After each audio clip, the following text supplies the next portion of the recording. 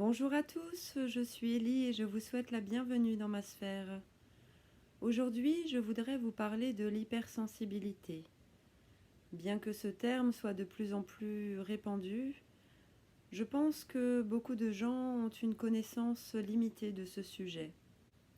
En effet, l'hypersensibilité est bien souvent réduite à la sphère émotionnelle, mais elle peut également toucher les plans sensoriels, sensitifs, cognitifs et énergétiques.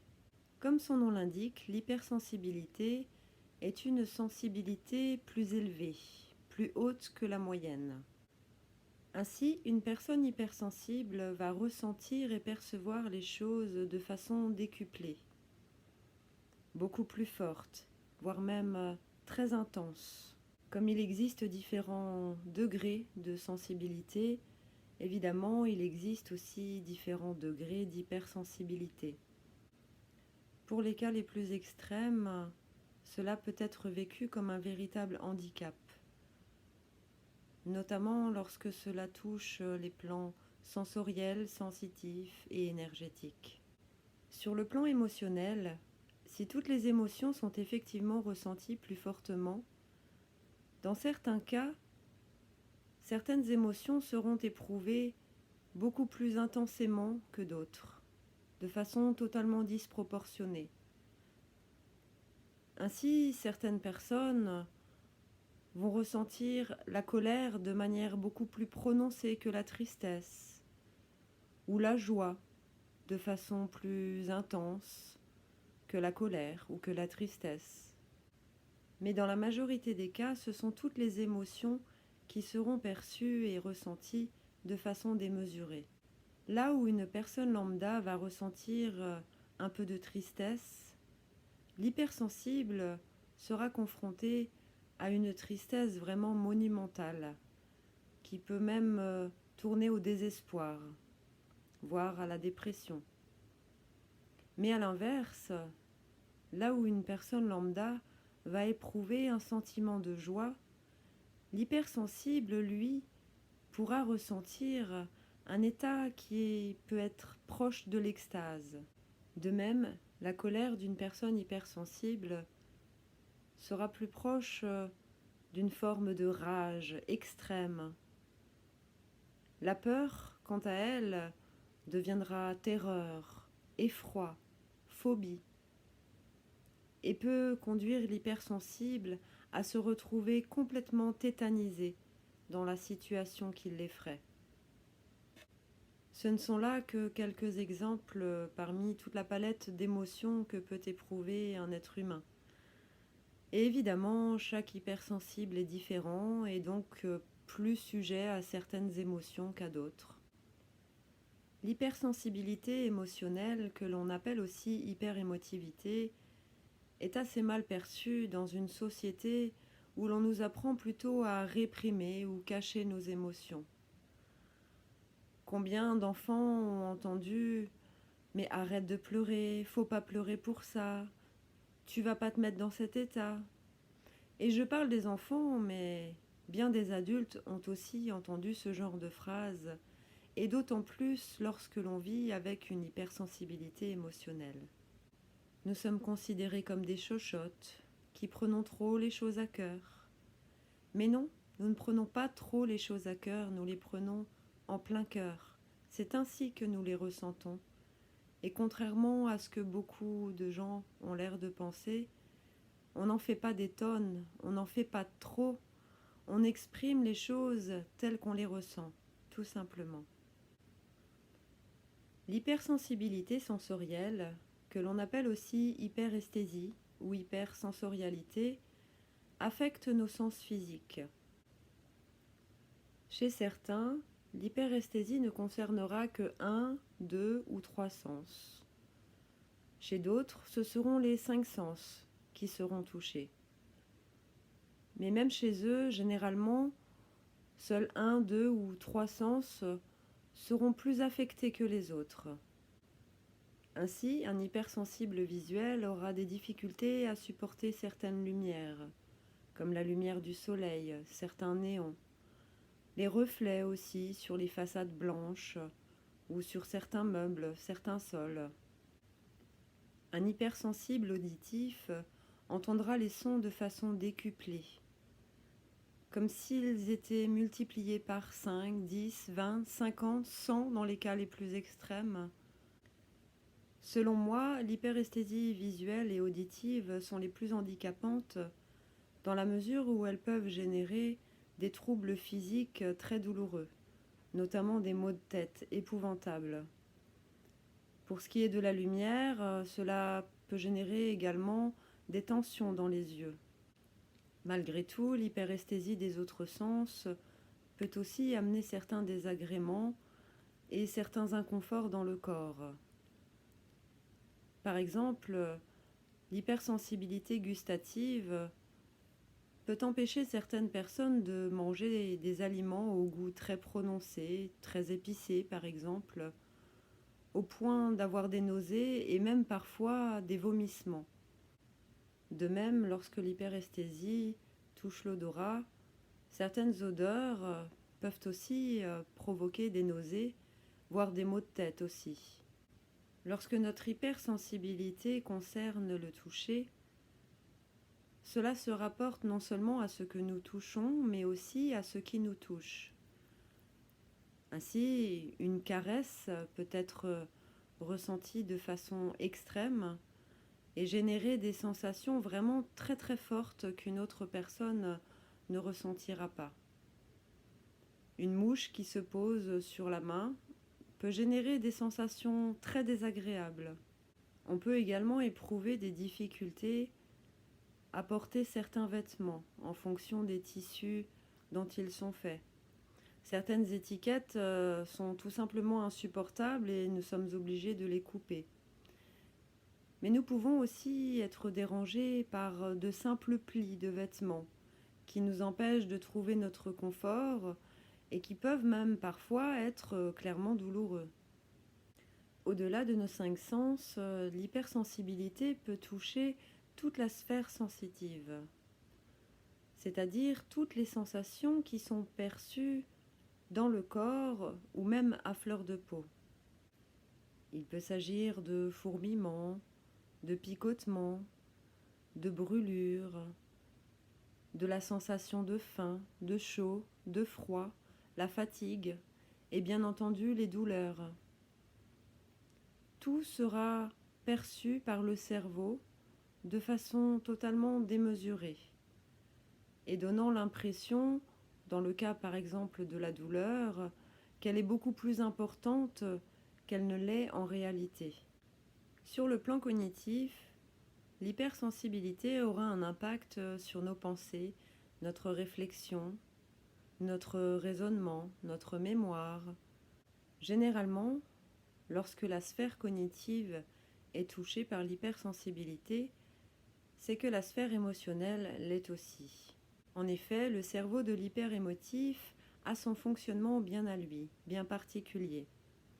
Alors qu'une personne lambda a une pensée linéaire, c'est-à-dire qu'une pensée va en entraîner une autre, puis une autre, puis une autre, l'hypersensible, lui, a une pensée que l'on qualifie d'en arborescence, c'est-à-dire qu'une seule pensée va amener plein d'autres pensées simultanément.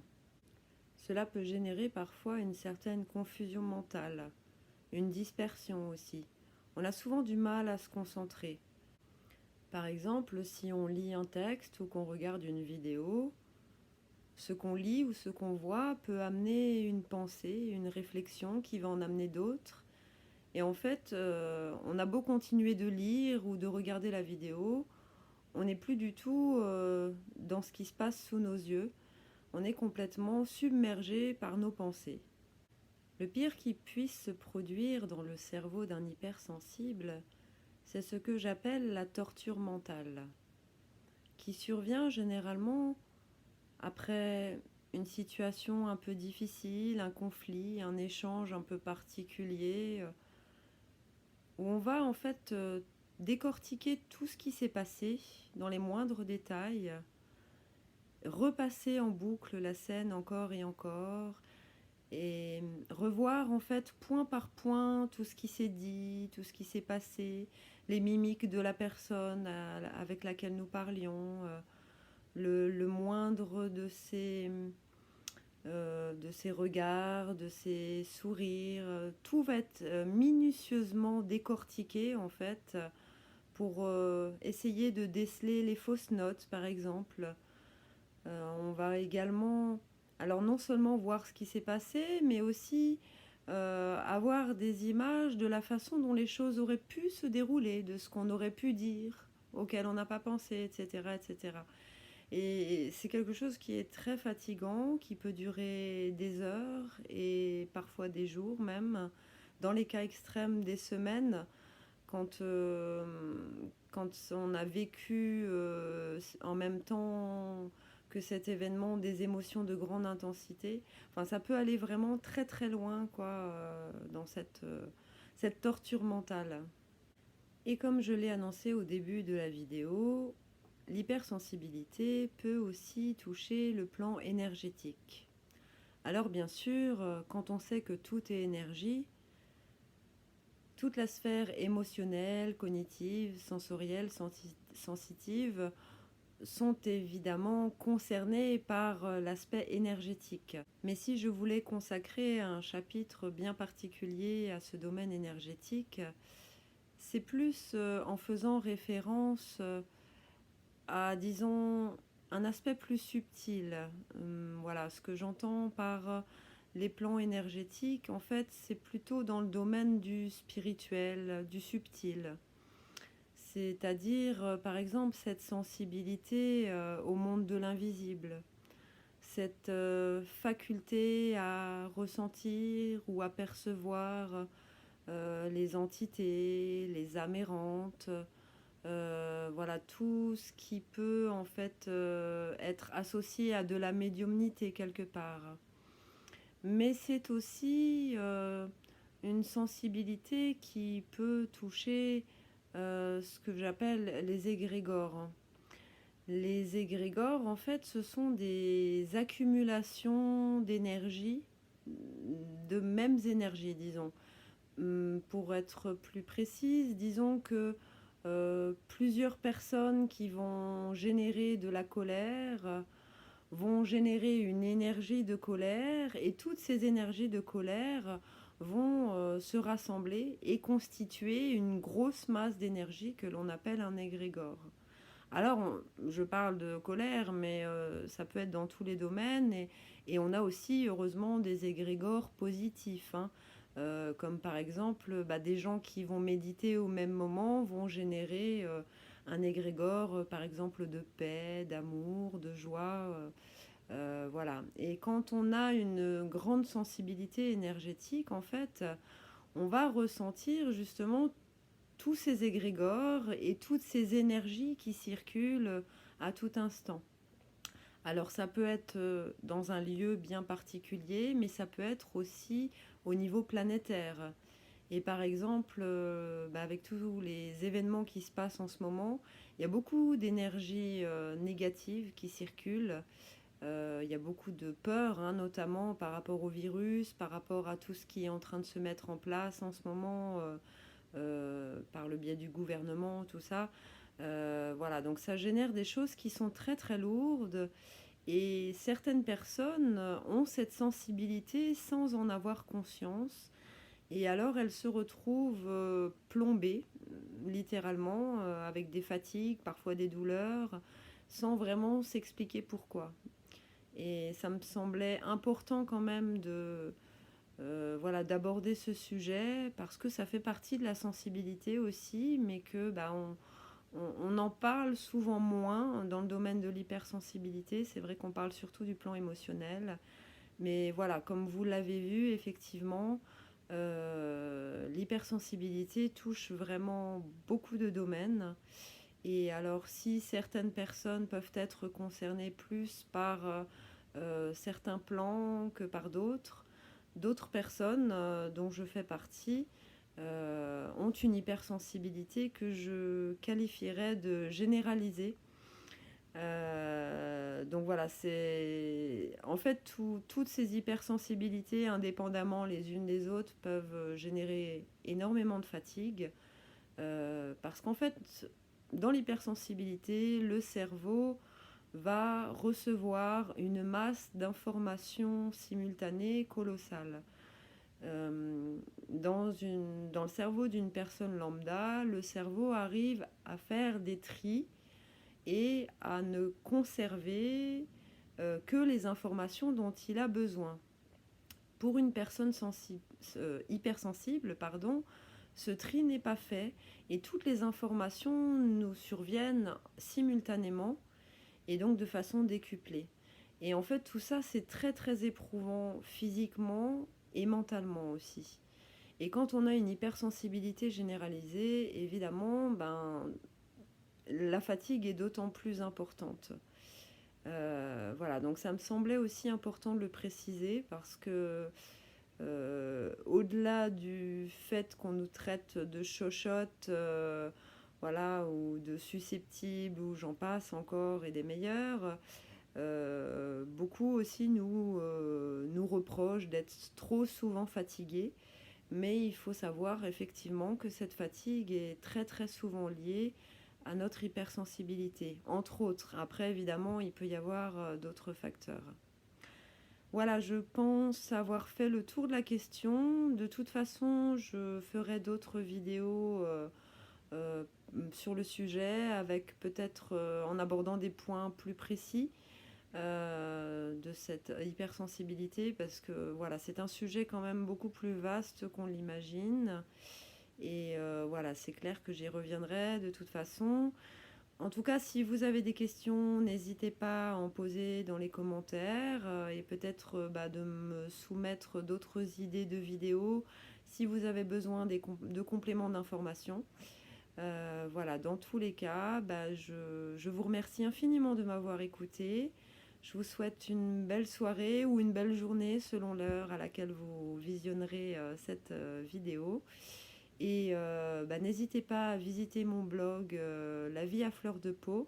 Je vous mettrai le lien dans la description de la vidéo.